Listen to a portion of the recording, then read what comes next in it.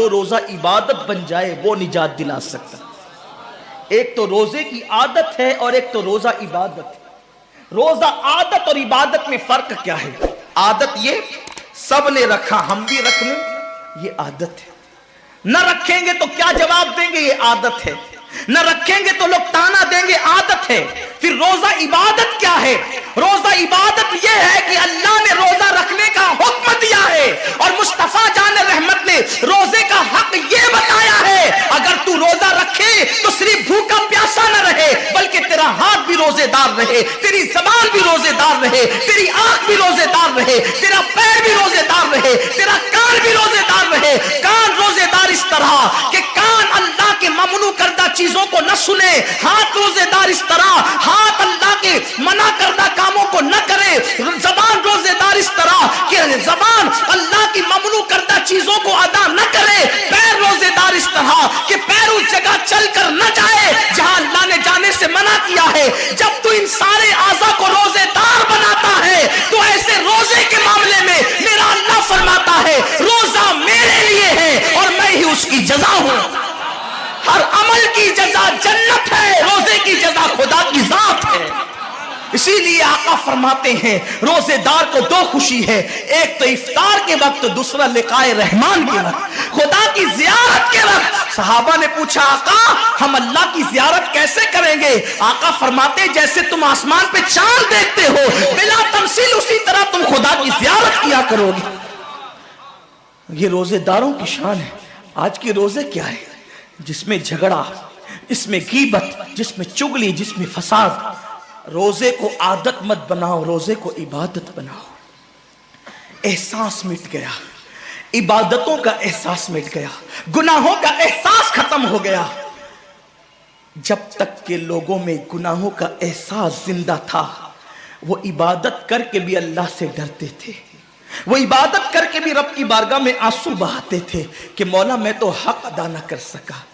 لیکن آج احساس نہیں ہے، اس لیے لوگ ہنستے ہنستے افطار کرتے ہیں. حالانکہ صحابہ کا معمول تھا جب افطار کا وقت آتا وہ ہاتھوں کو اٹھا کر کے روتے اور کہتے مولا روزہ تو چلا گیا لیکن روزے کا حق نہ ادا ہو سکا. آنسو بہاتے، ڈرتے. لیکن آج ایسا کچھ بھی نہیں ہے. ہماری ساری نیتیں تو دسترخوان پہ لگی ہوتی ہے افطار کے وقت. آئیے ایک بات نکل آئی، احساس گناہ. کیا ہے احساس گناہ؟ آقا نے فرمایا نا کہ جب رمضان شریف کا حق ضائع کر دو گے تو اللہ تم سے عزت کو چھین لے گا، تم ذلیل و رسوا ہو جاؤ گے. احساس ختم ہے گناہ کا.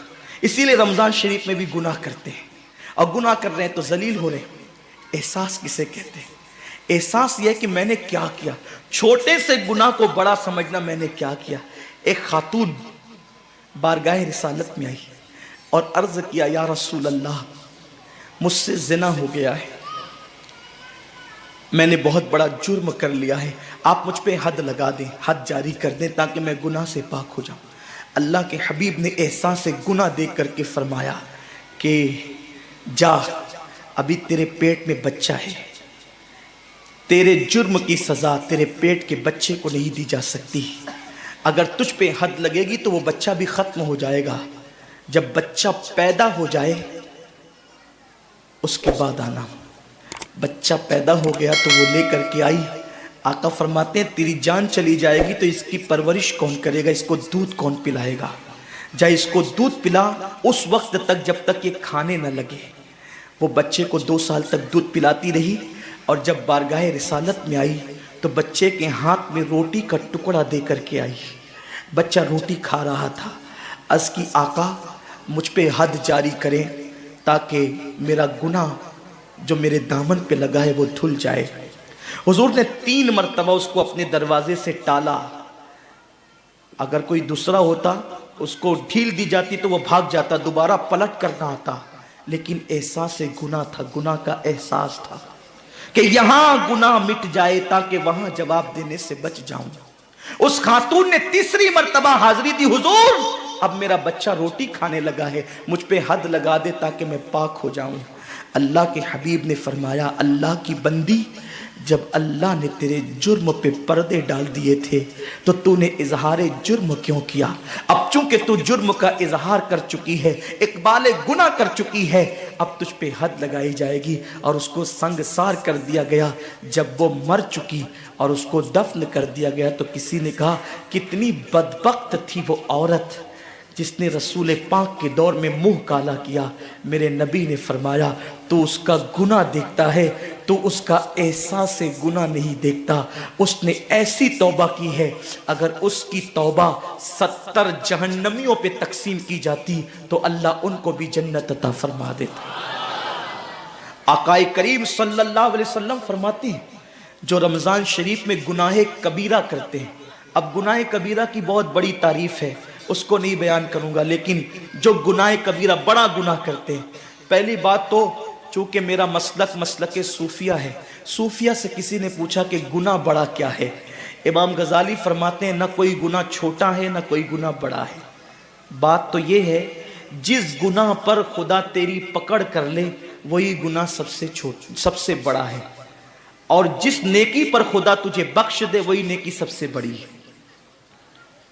کسی گناہ کو چھوٹا سمجھ کے مت کرو، پتہ نہیں وہ کس گناہ پہ ناراض ہو جائے۔ تو اللہ کے حبیب صلی اللہ علیہ وآلہ وسلم فرماتے ہیں جو رمضان شریف میں بڑا گناہ کبیرہ گناہ کرتے ہیں، سال بھر تک فرشتے اس پہ لعنت کرتے رہتے ہیں، اور اگر اسی سال اس کو موت آ جائے، اسی سال جس نے ماہ رمضان میں گناہ کبیرہ کیا تھا، اس نے بڑا گناہ کیا تھا، اب بڑے بڑے گناہوں کو گنایا گیا۔ مثال کے طور پر کسی عورت پر غلط نیت سے نظر ڈالنا یہ گناہ کبیرہ ہے، جھوٹی قسم کھانا یہ گناہ کبیرہ ہے، ناپ تول میں کمی کرنا یہ گناہ کبیرہ ہے، کسی کو دیکھ کر اس کا مذاق اڑا کے دل دکھانا یہ گناہ کبیرہ ہے، کسی کی امانت میں خیانت کرنا یہ گناہ کبیرہ ہے، ماں باپ کا دل دکھانا یہ گناہ کبیرہ ہے، کفر کرنا یہ گناہ کبیرہ ہے، بلکہ اکبر الکبائر ہے۔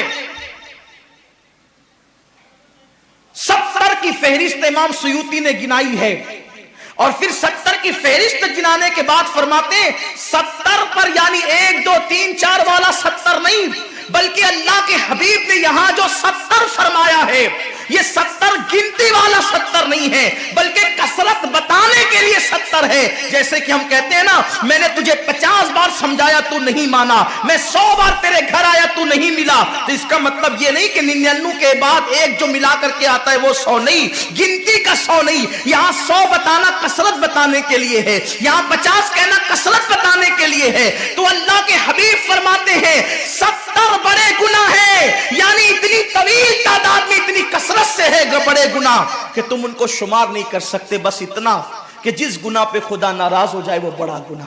تو جس نے رمضان شریف میں قصدن بڑا گناہ کیا، قصدن، نماز کو چھوڑنا بھی گناہ کبیرہ ہے، نماز کو ترک کرنا بھی گناہ کبیرہ ہے۔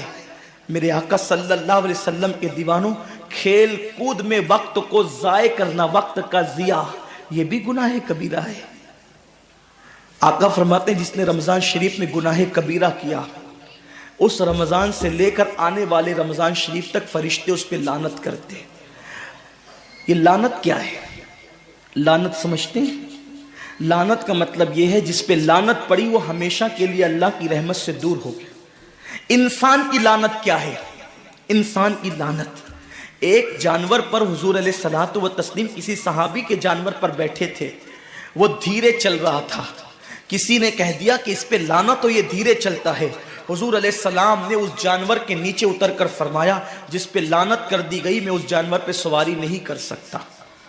یہ ایک انسان کی لعنت کا اثر ہے، جس پہ معصوم فرشتے لعنت کرے اس کا انجام کیا ہوگا، وہ بھی 1 2 لعنت نہیں۔ رمضان شریف کو چھوٹا مت سمجھیے، 1 کے 70 پر آپ کی نظر ہے، گناہ نیکیوں کی کثرت پہ آپ کی نظر ہے، گناہوں کی تباہی پہ آپ کی نظر نہیں ہے۔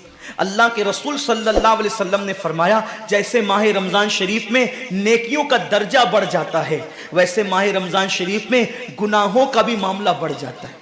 یعنی اگر رمضان شریف میں تم ایک گناہ کرو گے تو اور دنوں کے اندر جو گناہ کرتے تھے اب اس گناہ سے زیادہ تمہیں عذاب دیا جائے گا، کیونکہ آپ نے ماہ رمضان کی حرمت کو پامال کیا ہے، آپ نے ماہ رمضان شریف کی عزت کو پامال کیا ہے۔ تو سوچو انسان کی لعنت پڑے، یہ حال ہے تو جس پہ فرشتوں کی وہ بھی ایک دو نہیں پورے سال تک فرشتے لعنت کرتے ہیں، اور اللہ کے نبی صادق و مصدوق نبی نے فرمایا کہ اگر وہ اسی سال رمضان شریف آنے سے پہلے مر جائے تو اس کے پاس کوئی نیکی نہیں ہوگی جو اس کو جہنم کی آگ سے بچا سکے، اور اس کا ٹھکانہ تو جہنم ہی ہوگا۔ خدا کے لیے اپنے حال پہ رحم کرو، اپنے آپ کو جہنم کا ایندھن مت بناؤ۔ ہمارا جسم اتنا طاقتور نہیں ہے کہ ہم اپنے جسم پر جہنم کے عذاب کو برداشت کر سکے۔ میری قوم کے جوانوں، اپنی جوانی پہ اترانے والوں، اپنی قوت پہ ناز کرنے والوں، اللہ کے رسول صلی اللہ علیہ وسلم فرماتے ہیں کہ جہنم کی آگ کی ایک چنگاری اگر دنیا کے سمندر میں ڈال دی جائے تو دنیا کے سارے سمندر آگ سے بھڑکنے لگے۔ اس چنگاری کو، وہ جہنم کی چنگاری کو سمندر ٹھنڈا نہیں کر سکتے، بلکہ سمندر کو وہ ایک چنگاری بھڑکا دے گی اور سمندروں کے اندر آگ لگ جائے گی۔ جو ایک چنگاری سارے سمندر کو بھڑکا دے، اللہ اکبر، اس جہنم کے اندر یہ چھوٹا سا وجود جو چھوٹی سی، اللہ اکبر، اگر بتی کے چٹکے کو برداشت نہیں کر سکتا، جو چراغ کی لو کی تیز کو، جو چراغ کی لو کی حرارت کو برداشت نہیں کر سکتا، جو سگریٹ کے چٹکے پر بے قرار ہو جاتا ہے، یہ چھوٹا سا وجود جب جہنم کے اندر داخل کیا جائے گا اس وقت اس وجود کا کیا ہوگا؟ میرے آقا مصطفیٰ جان رحمت فرماتے ہیں کہ جب پہاڑوں کو جہنم میں ڈالا جائے گا تو پہاڑ ایسے پگھلنے لگیں گے جیسے نمک کو پانی میں ڈالنے سے نمک پگھلنے لگتا ہے۔ میرے بھائیوں، خدا کے لیے اپنے حال پر رحم کرو، اپنے آپ کو جہنم کا ایندھن مت بناؤ۔ اللہ اکبر، تراویح کے وقت میں پیر پھیلا کر محلوں میں بیٹھنے والوں، روزوں کے وقت میں چھپ چھپا کر کھانے والوں، اللہ کی غیرت کو چیلنج مت کرو۔ اللہ کے حبیب نے فرما دیا کہ جو گناہ کبیرہ رمضان شریف میں کرے گا سال بھر فرشتوں کی لعنت ہوگی۔ آپ کہتے ہیں مسلمان کلمہ پڑھتا ہے، مسلمان نبی کا غلام ہے، مسلمان نبی پہ جان قربان کرنے کے لیے تیار ہے، اتنی مصیبتوں میں کیوں ہے، اتنی تکلیفوں میں کیوں ہے، کیوں تباہ ہو رہا ہے مسلمان؟ ارے جس پر فرشتے پوری سال لعنت کرے وہ قوم تباہ نہ ہوگی تو کیا ہوگا؟ اس قوم کے گھر نہ جلیں گے تو کیا ہوگا؟ اس قوم کی بیٹیوں کی آبرو نہ لوٹے گی تو کیا ہوگا؟ وہ قوم غربت کی چکی میں نہ پسے گی تو کیا ہوگا؟ آؤ سچی توبہ کر لو، توبہ کے دروازے کھلے ہوئے ہیں، اپنے گناہوں کا احساس کر لو، نادم ہو کر قدرت کی بارگاہ میں پلٹ جاؤ۔ میرا رب فرماتا ہے فَفِرُّوا إِلَى اللَّهِ، کہاں جا رہے ہو؟ دوڑو اللہ کی طرف، پلٹو اللہ کی طرف۔ بڑے سے بڑا پاپی اگر خدا کی طرف احساس گناہ لے کر، ندامت کے آنسو لے کر اللہ کی بارگاہ میں پلٹا ہے تو اللہ نے اس کو مغفرت کا پروانہ عطا کیا ہے۔ میرے رب کا وعدہ ہے جو میری بارگاہ میں پلٹتے ہیں میں ان کو لوٹاتا نہیں ہوں، میں ان کو معاف کر دیتا ہوں۔ سبقت رحمتی علی غضبی، میری رحمت میرے غضب پہ سبقت لے گئی ہے۔ وہ رب جو 70 ماؤں سے زیادہ پیار کرتا ہے، امت کی تباہی کا اتنا ہی خیال ہے، تم رمضان شریف کا احترام کیوں نہیں کرتے؟ ہم رمضان شریف کا اہتمام کیوں نہیں کرتے؟ کیوں ہم اللہ کی عبادت کی طرف نہیں آتے؟ آؤ اپنے گناہوں کا احساس لے کر خدا کی بارگاہ میں پلٹو تاکہ